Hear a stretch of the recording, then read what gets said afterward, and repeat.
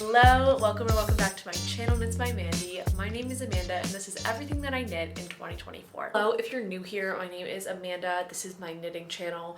I make monthly podcast videos and process vlogs. I did Vlogmas for the first time this year, which was really fun. And I love making yearly roundup videos. It was the first video I ever put on my channel 3 years ago, which is crazy to think about. And I'm excited to be here recapping another year. 2024 was a really exciting and challenging year for me, if I'm being honest. Like, a lot of things came up that probably lent to me not knitting as much as I would want to, but the more I think about it, I'm probably never knitting as much as I want to be knitting. But there were some challenging things, some exciting things as well. I went back to school for the first half of the year and got my graduate certificate in instructional design, so that was very exciting. But I dedicated a lot of my weeknights and weekend time to doing schoolwork, and then I also got engaged in the spring, which was really fun, and we just had time to kind of like soak in that time of being an engaged couple together, and we're still really enjoying it. But later in the year I did get sick. I have had long COVID before.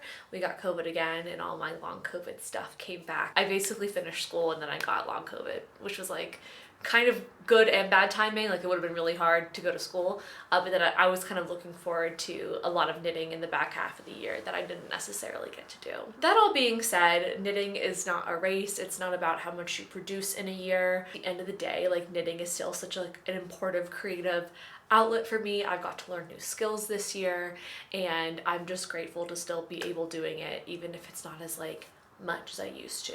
That was kind of this like thought that I kept coming back to when recapping the year. It's like, oh, I didn't do as much as I did last year, but that's okay. Like, these things ebb and flow. Go back and look at my videos from earlier in the year. It's kind of embarrassing to admit that you watch your own videos, but sometimes I do it just to kind of like see where my headspace was. And I knew that I would be knitting a little less this year, so I didn't set any too ambitious goals. But the one thing that I said in my video was that I wanted to make sure that I made things that fit me. So I'll be reviewing each item with that lens. I think I did a pretty good job, all things considered. I wanted to make things that would fit me and that I would wear. So I'll go over the patterns that I knit this year, the yarns that I used, and specifically talk about how they fit, how I wear them, all of that good stuff. So let's go ahead and get into it. Got my stack of knits here, and I'm excited to show you what I was working on this year. First finished object that I made was the solo scarf by caidree. This is a triangle shawl pattern that uses garter stitch and stockinette stitch, and, you know, has little points on the end. This was a really relaxing pattern to knit on. It's knit in Originally Lovely's Lana in the colorway Merlot, and this yarn was gifted to me by Originally Lovely. I've been meaning to knit accessories for this, but I haven't yet. But this is one of my favorite scarves. I have a Sophie shawl, the petite knit pattern, and I like to think of this as its like big sister. It has a little bit more texture, a little bit more interest. The color is deeper, and it's also warmer and thicker because this is more of like an Aran weight bulky yarn that's used. I really like the texture. It's a really easy meditative knit with like a 6-round repeat, I think. And my favorite thing about this scarf is it has this like voluminous, kind of like where the triangle becomes a peak, has this voluminous part around your neck. But the beauty of a triangle scarf is that this tucks really nicely into really any kind of jacket. So I can wear it with like more parkas, but also more like those like lighter, maybe like fancier jackets that it's hard to sometimes like get everything in there in the winter. I love this color. It's one of my favorites. It matches one of my jackets. This has pretty much become a go-to pattern for me in the winter. There's not like too much else to say here. It's just very comfy. It's warm, voluminous. I really like the yarn. It is an Indian wool, I believe. And it's just very warm. It's not too itchy to the neck, and it was a very quick knit. The one thing about this scarf that I will mention is that because of how the garter stitch and stockinette sections are knit, it looks much smaller when you, before you block it. It grew quite a lot. I was very happy with how much this grew and bloomed and relaxed after blocking. So this is a scarf but it does fit. It fits into my jackets, and I would say it fits into my wardrobe. I don't feel like it's too cumbersome. I think it's the perfect mix. Bulky enough to keep you warm, but not so bulky that like you feel like you're lugging something around your neck and it weighs really heavy on you. I'll keep this on while I try on my next finished object, which is a hat. The next product I finished was the weekend hat by Petite Knit. I knit this in sandesgarn pure gynt in the colorway Citron, I believe. I was really enamored with this color at the beginning of the year. I think it was kind of a trendy color for I don't know if 2024, but like kind of recently. It's fun, it's poppy, it's a nice bright pop of color in the really dreary gray winter months. And I also like how much it like contrasts with the scarf. Like I didn't necessarily knit these with having like a set in mind. Obviously they don't match, but I do feel like they complement each other quite well. And although this is just a simple ribbed hat, this was quite the accomplishment for me because at the beginning of the year, I was having a lot of trouble knitting a hat that fit me. And I had knit I think a toque last year, which was just like a little short, and it was lace, so it's like actually not very warm.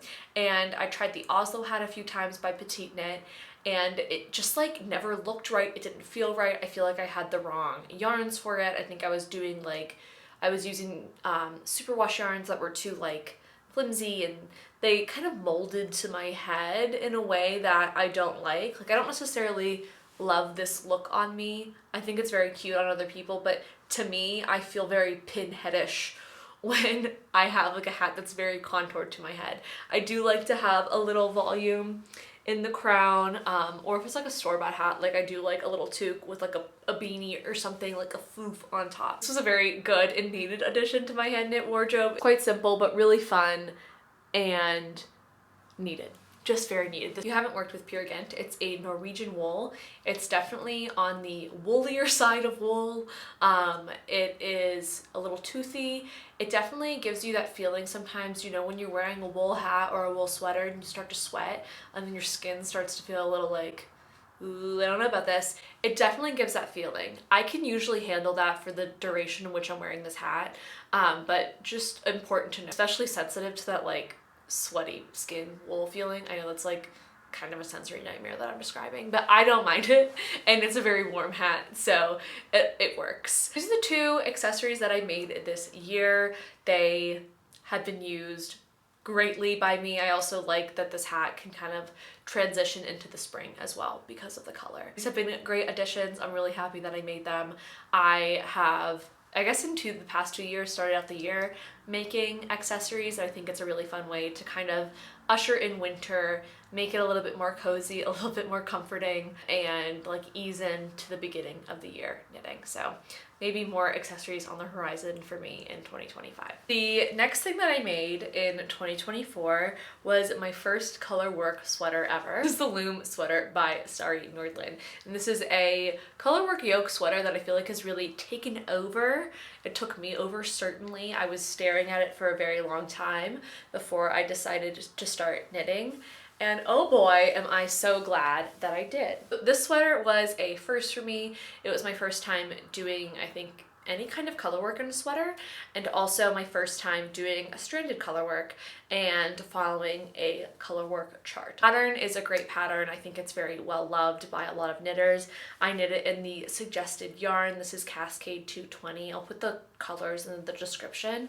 My one note on this is the color that Sari Nordlund uses to knit her sample, and even to me right now on camera, it's looking kind of gray. It's like looking dark charcoal gray. I just want to let you know that it's really more like a dark brown in person. It's like a very cool brown, but it's brown. All that being said, I love this sweater. I love how it looks. Absolutely just love the contrast that these two colors have. Dark brown and white. Did you know they're very highly contrasting? Really enjoyed making this sweater. I knit, I think, the collar a little bit shorter than suggested, but even still, it's like, It's quite tall. It's kind of the style of the sweater. I just saw Emily from High Fiber Knits knit this in the winter, like this winter, and she just did like an I-cord edge on the collar, which was like so lovely. So there's a lot of different options you could do. You could make this a full turtleneck. I debated folding this down for a little bit, but I kind of like the drama of this neckline, and it's a very warm sweater. I don't have a lot of sweaters like this heavy and chunky, especially because the stranded. I didn't realize that these sweaters are so warm because you basically have like all of the extra yarn kind of like padding this area. So it's very warm and cozy. I knitted both rounds of short rows that are included in the pattern. You do some short row shaping in the back, like right under the motif, and then you do some right before you bind off as well. And that's because in color work, and usually in like these circular yokes in color work, people usually don't include short rows like within the yoke themselves, and the short row just gives you a little bit more shape in the back. As you can see, there's like a bit of like a high-low hem, but overall I think it evens out and just like makes it pretty comfortable when I raise my arms up. To knit a pretty cropped length for this sweater because I knew how warm it was going to be up top, and just my pants, I wear them pretty high, generally speaking. The one mishap I had with this sweater was I knit the sleeves way too long. So I knit the brown, like the main color part, way too long. The sun's coming out in a weird way. I decided to challenge myself a little bit, and instead of just like ripping back all the beautiful color work that I did on the sleeve, I was like, why don't I just put in 2 lifelines, cut my knitting, and graft it together? It was kind of like a little roundabout, but it was in the spirit of like trying new skills, something I actually hadn't done before, doing a little bit of sweater surgery, and I would say it worked pretty well. After blocking, you really can't see where I grafted it. Also, do you like the press-on nails I put on my nails for New Year's Eve? As you can see, like, you really can't tell. There is definitely some pilling on the sweater. The one thing I was worried about was I finished this in like March of this year, so it was already starting to warm up. I live in Washington, D.C., which is a pretty temperate climate. We can have some cold days in the winter, but it's usually not like bitter cold. So I was worried that I wouldn't get wear out of this, but I had very happily say that I've already gotten a lot of wear out of this sweater in the winter. This was a great Thanksgiving sweater. I wore it on a hike I went on, it was a very cold day over Thanksgiving break. We were in West Virginia, and so I put like a thermal turtleneck under this, and I felt so warm and cozy with this sweater on. I felt like an old vintage skier with like their colorwork sweater under their whatever. I wasn't skiing, I was hiking, but either way, I'm just like a huge fan of this sweater. If you are thinking about doing color work, I would totally recommend that you do it. It is honestly such a delight. It's really fun, and I particularly love just like the motifs in this sweater. I love the, I think these are supposed to be water lilies, and the rows of leaves and ivy.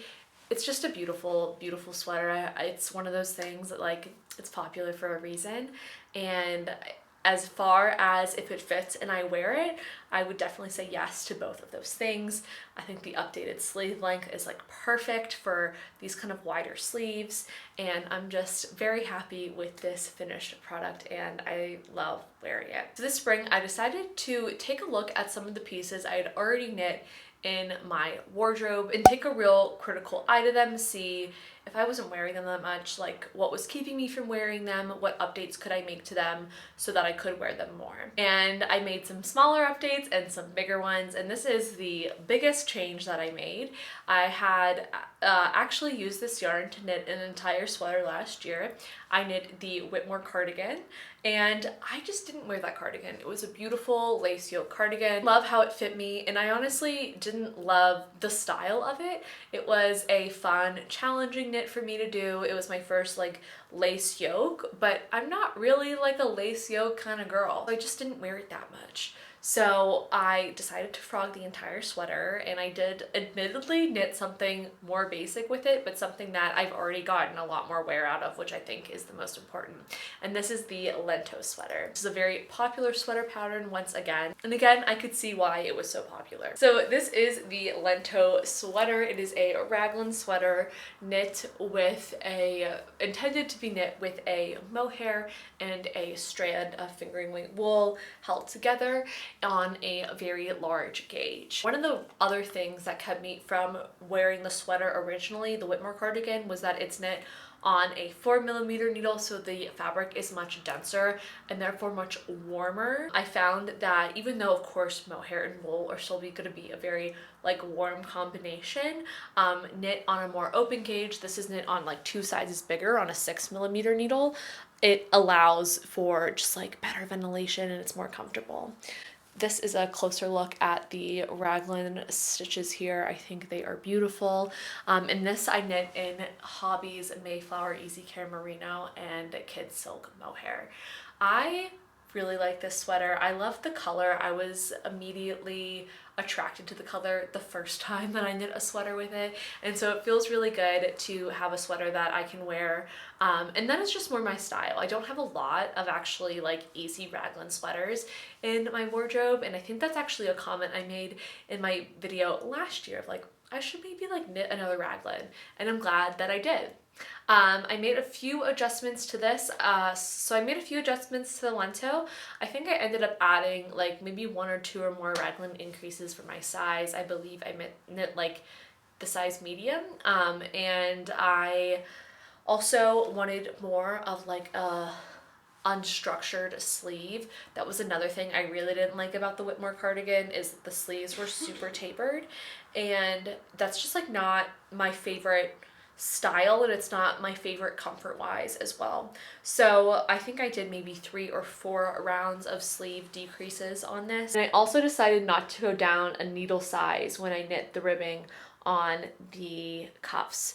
I opted for a regular bind off here. I remember kind of like going back and forth of what I thought would look best, and I think sometimes on an open gauge, when at least I try to do the sewn bind off, the effect isn't as nice as I want it to be. I think something also like working with mohair, like the mohair doesn't like fill in the stitches in a sewn bind off in the way that you would like it to, whereas in a knit sweater like or like a fully wool sweater, I think it fills in everything nicer. So I just decided to do a regular bind off pretty loosely, and the same thing on the bottom here. Because the sweater is a bit wider, I don't have any trouble getting it over my head, and it just has the best drape. Like that is I think what makes this project so popular, so exciting, so comfortable is the gauge. It makes wearing mohair for me much more comfortable.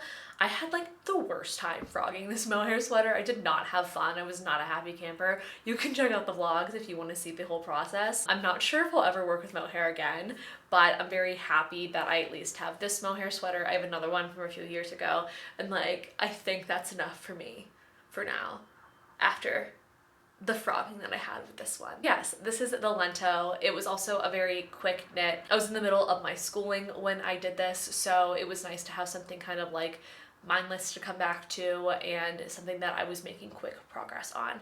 That's just kind of really nice when you're not fully in your swing of knitting, to have something that you know like will, 1, give you results quickly, and 2, isn't too hard on the noggin to drop into, especially when you're like expending your mental energy in other parts of your life. I also finished this in May, and so I didn't really get to wear it until this fall winter season, but it's been a really nice sweater to have. It fits really nicely under jackets because of how it drapes. It's just very comfortable. So I would say this fits, and I do wear it, and I'm very happy with the finished object.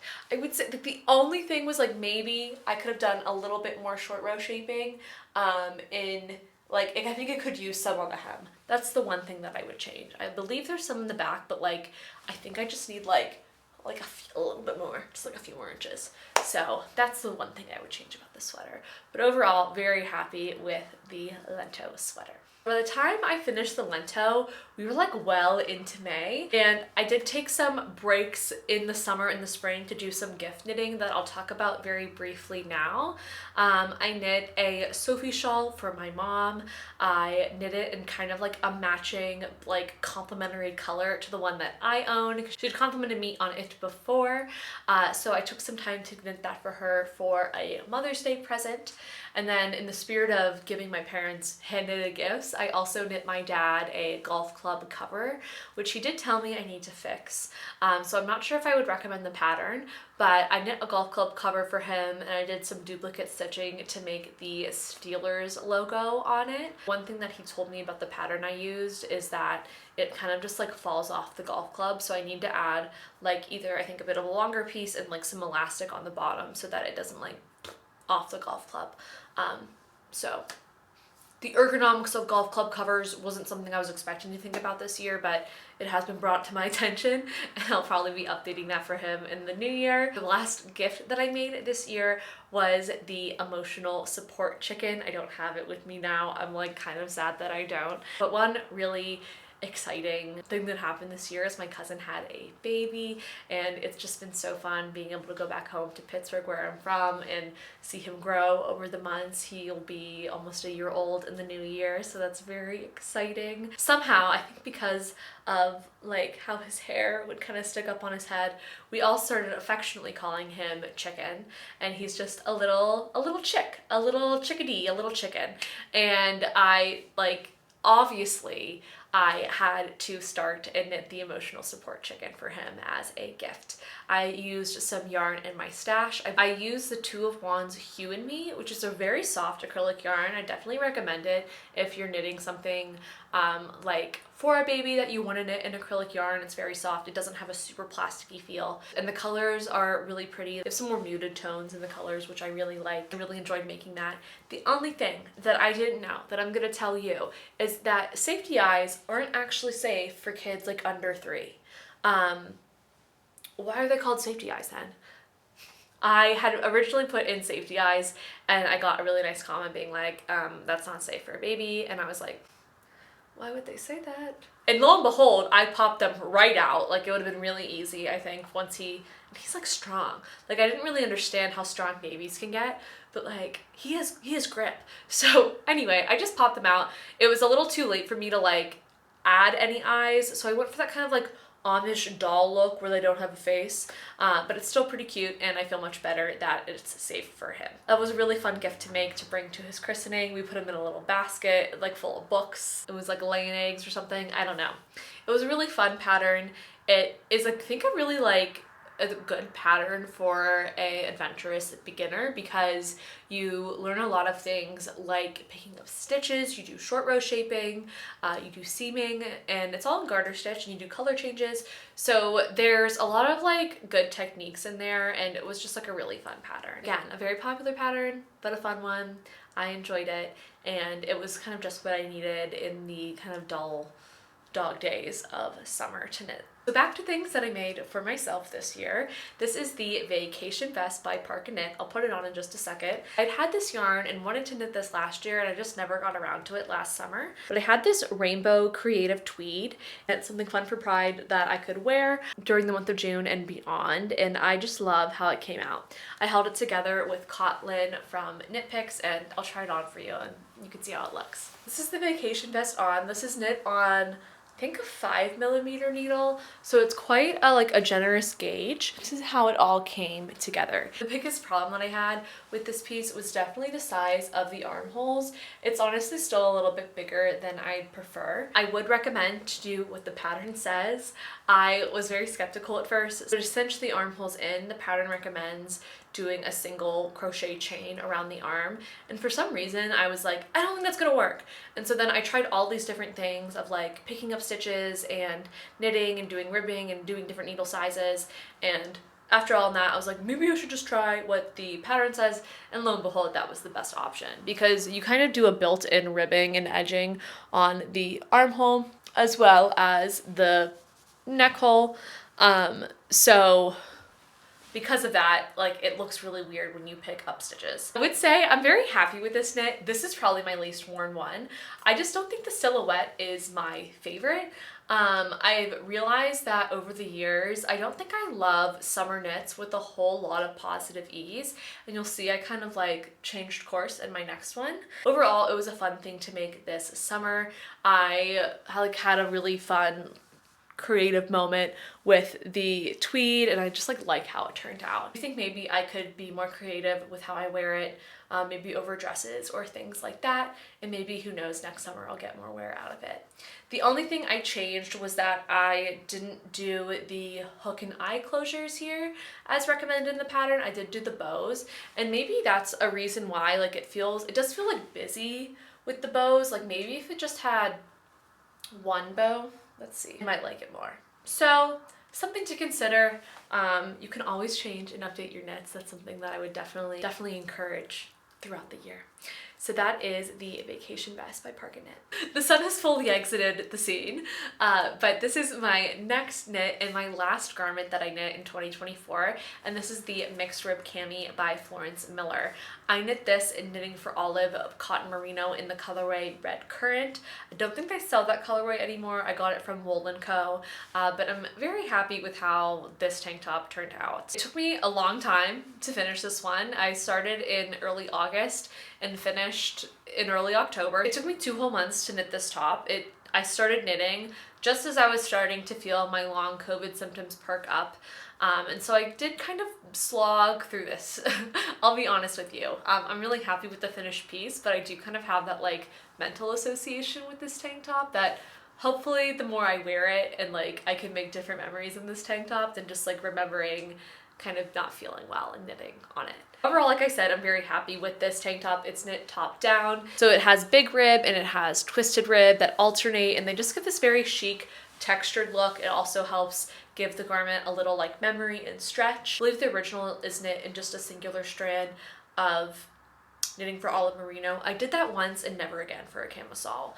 It's not workable for my climate. I need some cotton content in there to make it comfortable, and I can definitely tell a difference in between the two yarns. I used to have a fully wool camisole in just the Knitting for Olive merino, and it was too hot. I sold it because like it was also high necked, could not wear it. On the terms of does it fit, do I wear it? It does fit well. This was also kind of finished off season in that it was cooling down when I finally finished this, but I was able to wear it, I think on like a date night. I wore a little blazer over it and it was pretty cute. So excited to get more wear out of this next summer. It does fit. I think it fits really well, and that's because I went down a full needle size. My gauge, for some reason, I usually don't have big gauge issues, but my gauge when I knit on like a fingering weight on a very small needle, on like a 3mm needle or smaller, it is so much bigger, I feel like, than any of the patterns that I work, and I end up with like huge pieces. So I went down a full needle size,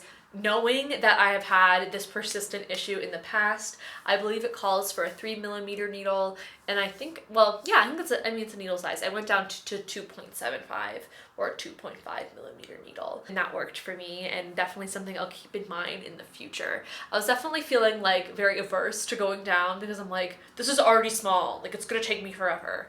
I mean, yeah, it's a small needle size, like it will take you longer, but it was a lot of work. This one was definitely a slog, but I'm definitely very happy with it. The other thing that I updated and changed was I didn't do the I-cord edging around the armholes. The neck needed it because of how the ribbing goes, but you do kind of have this clean finish here. And at this point, like I was 2 months in, I was like, I could not do more I-cord ribbing. Like I can't do it. I'll go crazy. So far I haven't seen any issues with it. I haven't had any curling. It just makes like a bit of a skinnier strap, but no issues so far. I like how it fits. I don't want it to get too much smaller, and I really couldn't be bothered. So it kind of all worked out that it fits, and I didn't want to do it anyway. And the other thing that I did, which I would go back and change, was I didn't follow the pattern when it said to do a stretchy bind off, and I wanted it because I didn't want it to flare. I was worried about it flaring out at the bottom. And I just did a regular bind off loosely. It's still sometimes a little tight getting it over my head, so I would recommend against it, especially if you have broader shoulders. You're gonna have a bad time, basically, if you do a regular bind off on this. But overall, great pattern, great top. Hopefully I want to make some more positive memories with it in the new year. I am cheating just a little bit because this is technically the last finished object I made this year, but it doesn't account for like the 3 months of knitting I did at the end of the year. So I did want to include at least one thing that's semi-finished that I worked on this year. And I want to acknowledge it because it was a really big deal for me to finally start this project, and that is the Stella quilt blanket that I'm working on. So I had been collecting mini skeins to start this blanket project since fall of 2023. It is fall 2024. I finally was able to start it, and I had one false start with this where my gauge was a little bit too big, but I finally got it right and I finished my first square well within the year. I actually just finished my second square yesterday, but it's technically 2025, so I'm not showing you. But I wanted to include this. I know this isn't like a finished object, it's very much an unfinished part of a blanket, but this symbolizes a lot for me, to be honest with you. It was a hard end to the year in the summer, in the fall. Honestly, towards the end of the year, I was just like trying to get through to the holidays, to have a week off, to reset and spend time with family. And this is a project that like really got me through, and I feel like has honestly helped with my mental health. That feels like a lot. It's like I'm putting a lot on this. One, being able to bring something to fruition that I've been thinking about for over a year, it was like immensely satisfying. I had to pick, of course, like my favorite colors to knit it in.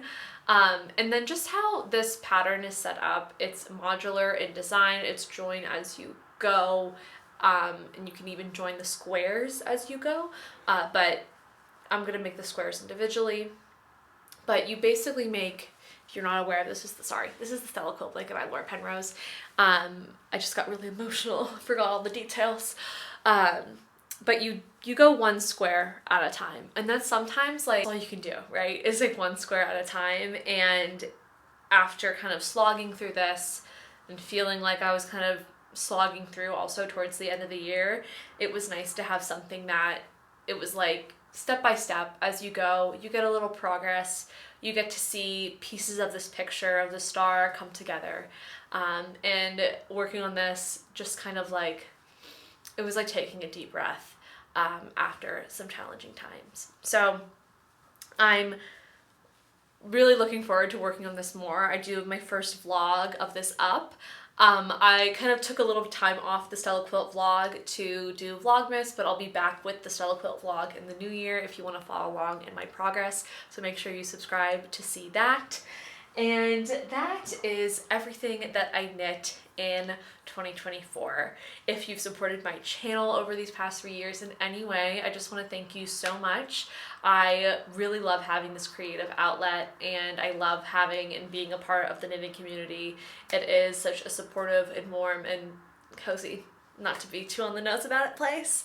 And I'm excited to create more in 2025. So wishing you all a very happy and healthy new year, and be sure to stick around to see what else I make in the new year. I'll see y'all later. Bye!